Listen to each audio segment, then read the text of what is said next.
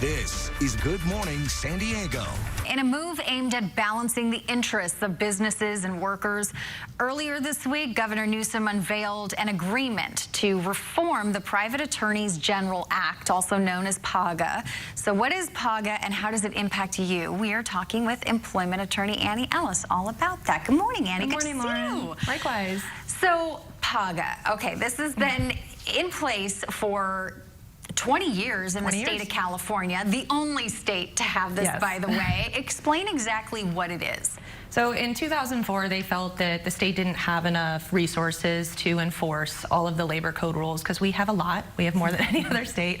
So they said, you know what, we're going to deputize private society, private citizens to sue on behalf of the state. And there was birthed PAGA, a dirty four-letter word in the legal industry. Essentially what it means is employees can sue on behalf of themselves, all other employees, any kind of employee, different job, different position, different city, doesn't matter.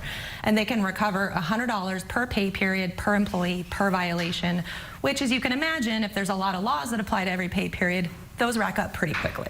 So this is, and correct me if I'm wrong, where we see sort of these big companies come in and say, hey, did you have to work through your lunch break? Let's sue. And it becomes this big lawsuit. And really, the big beneficiaries of this are the lawyers? The plaintiff's lawyers, not the business lawyers, Lauren, not the business lawyers. Not the person defending the little guy, But you're right. I mean, employees don't really know what PAGA is. They don't wake up one day and say, I think my employer violated PAGA. They're mad because their supervisor treated them wrong. They go talk to a lawyer, and the lawyer says, I don't care why you got fired, but let's look at your pay stub. Let's look at your time records. And for example, let's say you settle a PAGA case for $100,000, and that would be a cheap deal, by the way. So this is bet the company litigation, especially for small and medium businesses. $33,000 of that goes to the plaintiff's lawyers. Do you know how much goes to the employees? $10,000. Wow. And the state takes about $30,000. That's why I call this legislative extortion, because that money is going up to Sacramento doing who knows what with.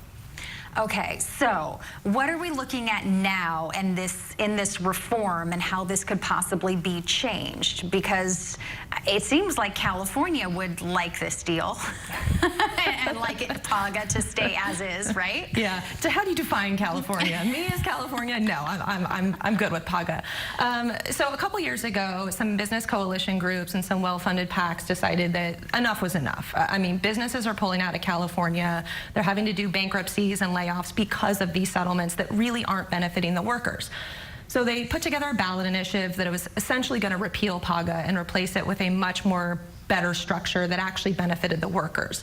Well, we all know that that's going to get tied up in litigation, so everyone came to the table, the union and the labor groups and the business groups, and they decided, you know what, let's make legislative reform instead of putting a ballot initiative. They've come together and they've announced what this deal is going to be. We haven't seen what the actual text says. We think we should get it in the next week. But so far, based on what the governor's office is saying, it looks like it's going to be a mixed bag, but generally good for employers. So it seems as though the governor is willing to move on this. I guess. We don't really know until we see the text. Yeah, I mean, so far what we're seeing is it's going to be a higher percentage to the employees, and so instead of 25% of the penalties, they get 35%. The state's still going to take their 65% chunk, and there are going to be limitations on the types of violations that employees can sue for. There's going to be resources for small and medium-sized businesses, and what I think is really important, the ability to cure. So when you get notice of a claim, you can go say, how do I fix this and pay less in terms of a settlement.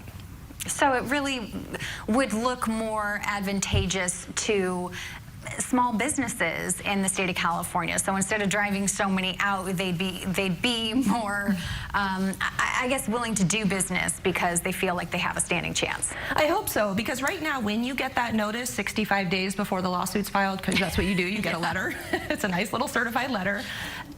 Businesses right now are panicking, and they're paying, you know, $50,000, $60,000 to make these cases go away before the lawsuit's filed. So my hope is that this will see more money in the pocket of workers and more businesses staying here in California.